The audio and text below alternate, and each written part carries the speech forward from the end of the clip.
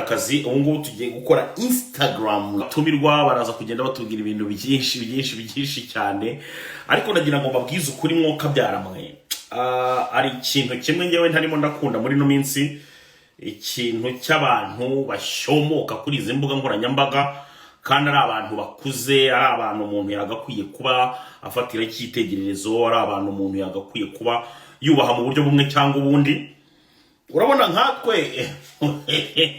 nkatwe twebwe mvuga ndavuga urubyiruko kuko hari undi muntu wararenze kuba mu kigero cy'urubyiruko nkatwe urubyiruko dushobora kugenda hariya tugashwana twamara gushwana ejo tugahurira ku kibuga cy'umupira tugakina bikarangira ariko nanone kubona umuntu w'umusaza cyangwa umuntu w'umudamu mukuru cyane aza ahangaha nawe kuri izi mbuga nkoranyambaga kubera ko azi gukomantinga cyangwa se asigaye yaramenye kuguguringa no kunavigatinga akaza gusa agapfa kuvuga ibyo abonye hari n'igihe rimwe na rimwe bitewe n'ukuntu abantu bakuru bavugana amarangamutima ubona n'ibintu avuze ugahita uvuga ati uyu muntu ashobora kuba ari umugome ukomeye cyane bitewe n'uko abantu bakuru tuzi ko ikintu avuze kiba kimuvuye mu ndiba y'umutima ariko urubyiruko se kagutwika agira ngo gusa ngo yitwikire nyine hashye buriya akantu mbavugiyemo mba nkavuze kubera impamvu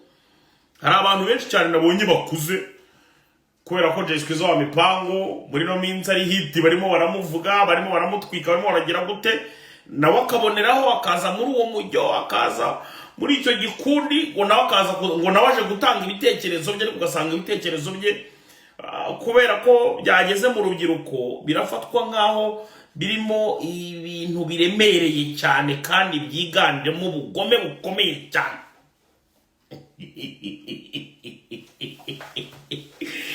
ababizi basanzwe banakurikirana imbuga nkoranyambaga ngira ngo murabizi abo ndimo ndavuga murabazi ndetse abo ndimo ndigengesera kuvuga amazina murabazi mu rwego rwo kugira ngo mbarute ku munsi wa none atari uko natinye kuba nabavuga mu mazina cyangwa se wenda atari uko nabubashye cyane ahubwo ari ukubera ko wenda hari abandi bantu nanone baba baje ahangaha bakambwira ati Jesquizo ndumva waje ndagira ngo uzongere unsembure kuri twa tuntu barambwiye ngo dumba ngo twakoranye ikiganiro ngo hari utuntu ngajya genda ngashyiramo ngo nanjye ngo nkahita mvugiraho nibyo nkubwira rero nkababwira nti ibi bintu rwose by'abantu bakuze basigaye baza kuri izi mbuga nkoranyambaga mwoka byaramwe mujye mumenya ko ibintu muvuga akenshi na kenshi bikunze kutugiraho impact runaka mu buryo bumwe cyangwa se ubundi noneho ikintu cyantunguye umunsi wa none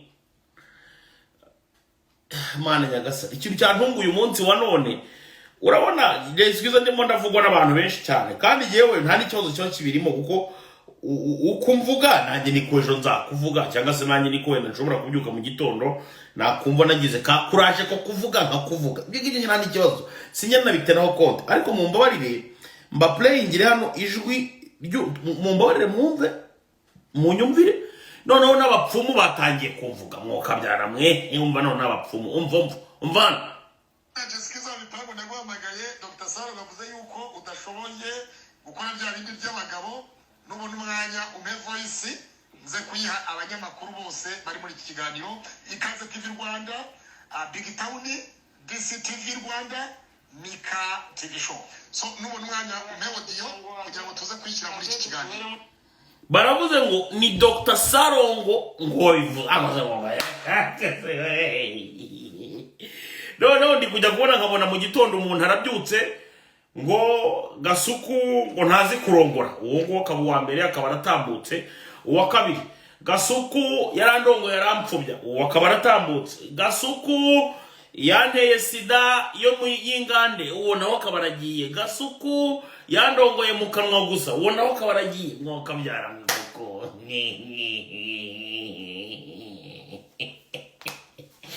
ariko yewe ukuntu nteye rero hari umwarimu cyangwa se umuyobozi w'ikigo watuyoboreraga ahantu nize tronkome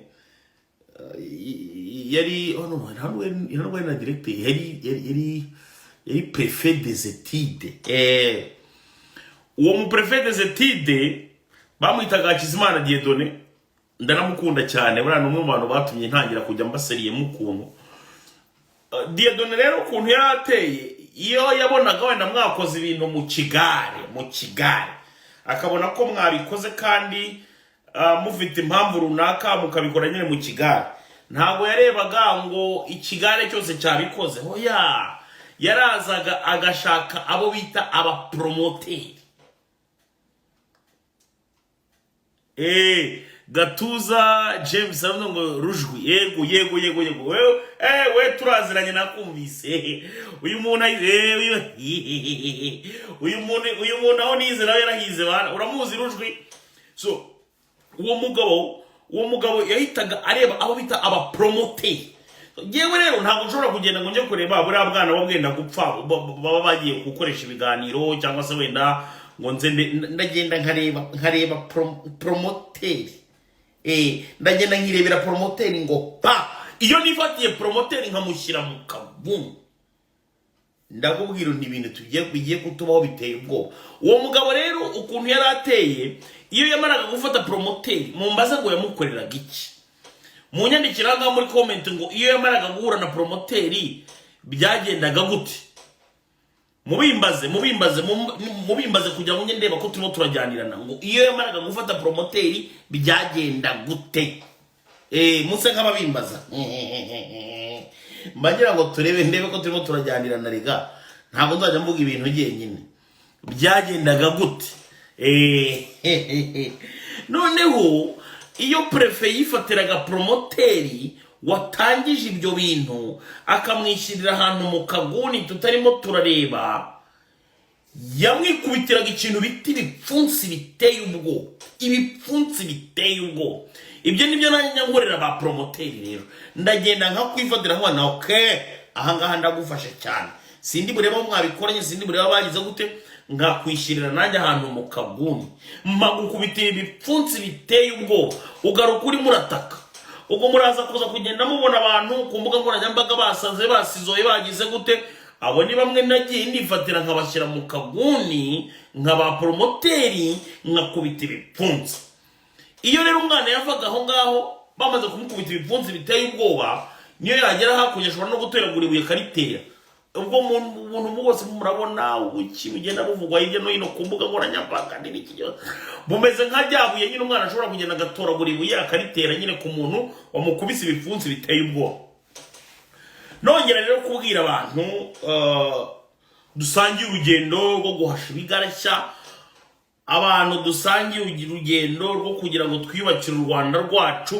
babwari ntihagire umuntu dukura mu murongo ntihagire umuntu utuma duteshuka twebwe dukomeze dufokasinge jeshizo wa mipango maginga ya ngaya baraza bamuhimbira ibintu bamutuke bamutukuze banamwitirire kuba ari utukana gusa kuko nakomeje kubona hari abahamagaza ribu hari abahamagaza hehe na hehe bakomeza kuvuga ati hari umuntu ari kutukana nkaho badatukana ariko ukumva babigize ibintu by'umuntu umwe ngo utukana uwo muntu ngo arabangamye cyane ngo uwo muntu ngo bigire buriya rero hari ikintu kimwe abantu batajya bamenya hari ubwo abantu bigira ko aribo bareba gusa nkaho wenda ribu y'ibitareba cyangwa se izindi nzego z'umutekano ziba zitareba twese baba batureba simvuze ko ntatukana ariko se ninde muntu natutse utari ikigare ninde muntu natutse umuntu naba naratutse wenda ubwo nawe ashobora kuba yarankoreye ikosa runaka ko nanjye ndi umuntu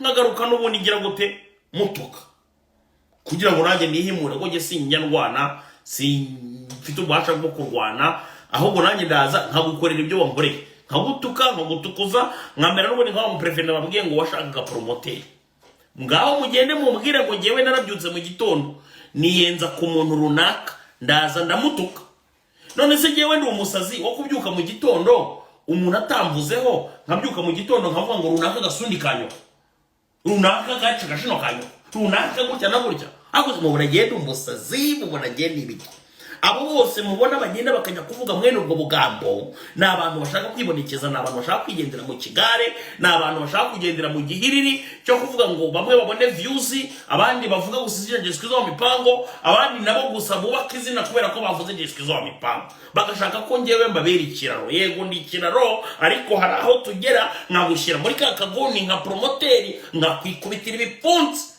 nkakureka nanone washaka ukagera hakurya ukavuga ibyo nagukoreye, ukavuga ibyo nagize gute, ariko mba naragukize mu kaguna ahantu mukubitira ibipfunsi. Nibyo nakomezaga kubabwira. So, mureke kumva. Nababaye cyane uyu munsi. Nanabibabwiye nababaye cyane kujya kubona umuntu nka Karegeya wabuze ubwenge. Nuwo bita ngo Rwema, ngewe narinzi ko ari n'umuntu umwe. Ni ukuri kw'Imana narinzi ko Rwema na Karegeya ari umuntu umwe, ntago narinzi ko bose nyine ari abantu b'abasaza basazi imburagihe bagakwiye gushakirwa indi mirimo y'amaboko. Ariko njya kubona mbona nabo baravuga ngo ndatukana. Ninde utukana kurenza bari abagabo? Ninde uvuga amagambo akomeye kurenza bari abagabo? Hari n'undi nabonye nawe ngo umunyamakuru kazi nawe waje navuga ngo anteze iminsi ngikihatse n'ibiki byose. Buriya guys, reka nze mbabwize ukuri, hari amagambo dukwiye gukoresha n'amagambo tutagakwiye gukoresha rimwe na rimwe, kubera ko hari amagambo manini wagakwiye kugumana mu mutima wawe. Hari undi muntu uvugana amarangamutima ariko ukabona ko ibintu yavuze birimo ubugome bwinshi cyane, harimo n'ibindi bintu yagakwiye kuvuga iyo aza kubona ubwisanzure. Burya iyo umuntu ugiye kumutega ngo iminsi bene ako kageni, kandi ubaye uri n'umuntu mu bambere basanzwe bajya kuvugira ku ruhande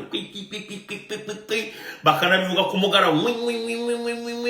noneho bikagera naho bikurenga ugatangira gukoresha amagambo avuga ngo iminsi ngibiki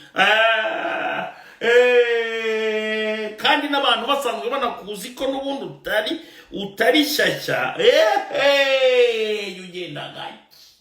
Ugenda gake. Ngewe buriya ndi umuntu w'umu-analyst cyane, nkunda kwanaliza, mpita ndeba nkavuga nti Mana nyagasani, nk'uyu muntu uvuze ibi bintu iyo baramuka bamuhaye nk'ububasha cyangwa se ubushobozi bwo kuba yagira ku muntu ububasha, yabigenza tuyu muntu. Nuko wenda mbane nabivuga gutya nseka nyine ngambiriye gusa kugira ngo abantu batabona wenda ko nabizanyemo inzika n'umujinya n'ibiki byose, ariko you gotta be careful, man. You gotta be careful. Urumva yewe bifata muri system ya joke ariko abandi bantu babikomeza kandi babifite mu rugo. So ngiye kugenda nakira abantu kuri live yanjye, ko ino live aza kumara isaha. Urabona rero twatugeze mu minota 13 ngira ngo nagira ngo nakira abantu bakeya, kandi umuntu uza wese aze abaza ibintu bifite kime. Ushaka kuzana watukana nta kibazo, waza ugatukana kugira ngo nabyo tubyumve. Buri wese asatanga igitekerezo yumva yifuza, ntago ndi bukureho umuntu kubera ko ampaye igitekerezo gitandukanye ngiye n'ibyo ntekereza, kubera ko ampaye igitekerezo kinchallenging. No, ndashaka ko mumpereza ibitekerezo wowe ikikurimo abari cyo uvuga, igitekerezo kikurimo abari cyo uvuga, wisanzure. Nabonye ari abantu barimo barakiraho ngaho ngo agashoka pig cyangwa se ingurube. Namwe muze mutanga ibitekerezo, hari igihe wenda ufite gusanga nakoreka byihore. So muze mutanga ibitekerezo abo cyane abo ngabo batanga ibitekerezo by'ingurube, muze mu bitanga twareba n'uburyo twajya tuzorora, cyangwa wenda iwanyu ufite gusanga murarana nazo, niyo mpamvu mutinya kuza gutanga ibitekerezo. Fata umwe kuri umwe ugende mutanga ibitekerezo, ariko nanone kandi mwihangane, umuntu ageze aha ngaha avuge agende, apana kuza kuvuga ngo uje kwiharira live yanjye ujye uvuga unagende. Ujye uvuga unagende. Abantu bajya baza akavuga ntagende. Hari umuntu musabye kumuzamura ngaza ntemo, abo ngabo nibo bacaka yewe rwose, abo ngabo nibo bacaka. Ariko Samusu komera cyane Samusu. Hello, meze bitese? Yamani Gasuku. Komera cyane muvandi. Imeze bitese? ni sawa ni sawa. Yari ikintu kinzanye. Yenje kukwibariza kuko uyu munsi ntabwo uri bunci. Nta kibazo. Akantu ka mbere ngiye kukubaza. Yego. Kiriya cyana wavuze cya rero sinibu kivuge mu izina wakise umutanga. Kandi koko nanjye niyo ndebye mba mbona akantu k'umutanga karimo ukuntu. Ngiye kuki kiriya cyana wakigeranyije na kiriya kigabo? Narabisobanuye kenshi wenda sinzi niba utarabaga uri kuri live, sibyo? Narabirebye ariko nshaka ko unyihera ubusobanuro bwimbitse ukambwira ati ngiye impamvu biriya bintu nabikoze ni iyi ngiyi, impamvu nakigeranyije n'uramuntu ni iyi ngiyi, ngiye nshaka kubimenya. Buretse nzimya akantu umunota ugumaho, sibyo? Squeezy ntabwo uyu munsi ari bunjike, ndaza kumutamo. Nagarutse. So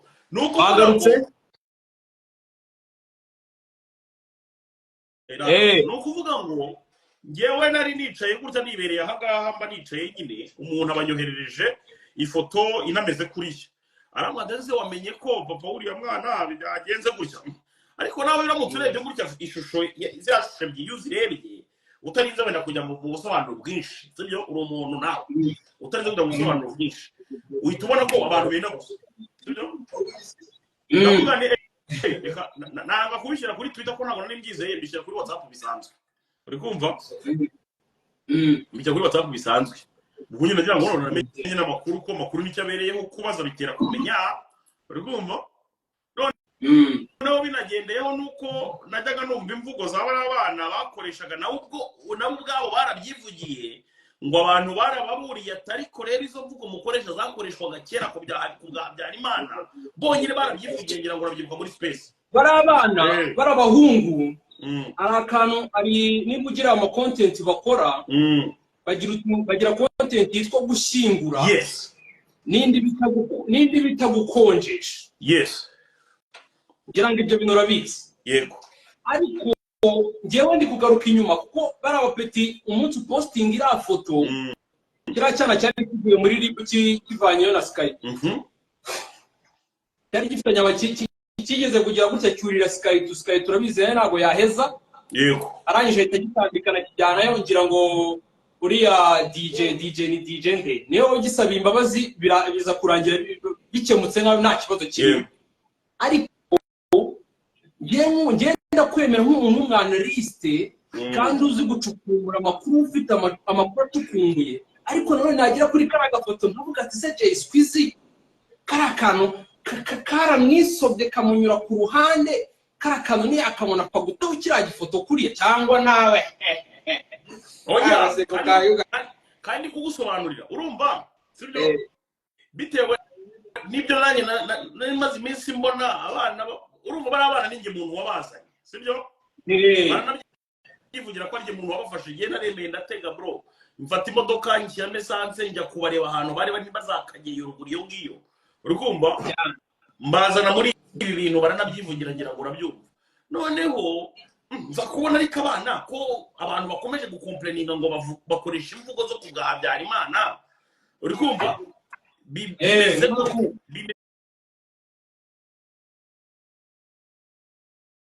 Gute nyine. Noneho umuntu ariko abanyohereje n'iriya foto bituma noneho ngira ugushaka kwemera ibyo bintu nyine, sinzi niba ubyumva nyine muri umuntu mukuru, uri kumva? Ndimo ndabikora nta handi hantu nkura amakuru nyakura mu bantu, sinzi nimba getting my point. Ndagafata agafoto navuga nti ariko ntabwo nakajyana kuri Twitter ngiye kwemeza amakuru cyangwa se ngo nkazana no kuri Instagram, reka mbariza amakuru hano kuri WhatsApp, ngo sinazenguka mu bandi ijana mbabwira ni mumbwire uyu muntu muramugutse byabangana, so gashyire ku mugaragara ahantu abantu bawe bakeya bo kuri WhatsApp bashobora kubona bagufashe gushaka amakuru, sinzi ni mu byumva. Ndimo ndakumva. Noneho ubone kubihuza, ugeze ubona se muri ikiganiro cyo kuri YouTube wenda cyemeza ngo wa mwana ufite isura imeze nk'umutanga, urumva ngo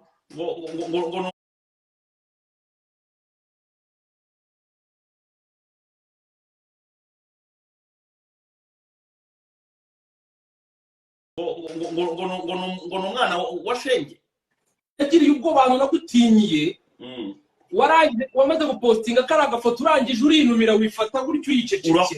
Urakoze cyane kuko yewe mbashaka amakuru ntabwo nshobora kuza kwemeza iki, ntabwo nshobora kuza kwemeza ibintu ntazi, ntabwo bibaho. Uri kumva? So abandi bantu bari bamaze iminsi bangendaho mu buryo bwa bwihishwa n'ibiki byose bahita bagira gute, bahita babyuririraho, ngira ngo warabibonye. Ahubwo ikintu cyamaze kugaragara, wamaze kugwiza ikintu cyitwa abanzi. Abanzi benshi cyane ku buryo wowe akantu kose ushobora gukora bakagutegeramo umutego. Sinzi wenda nimba uri kunywa. Abanzi banyanga, urukumva? Nta numwe muri bo ushobora kuba anarebwa nkanjye. Genda urebe nka Twitter yanjye, ngewe ifoto byonyine kandi nizo zitarebwa cyane ishobora kugira ibihumbi 10 mu minota irenze 30.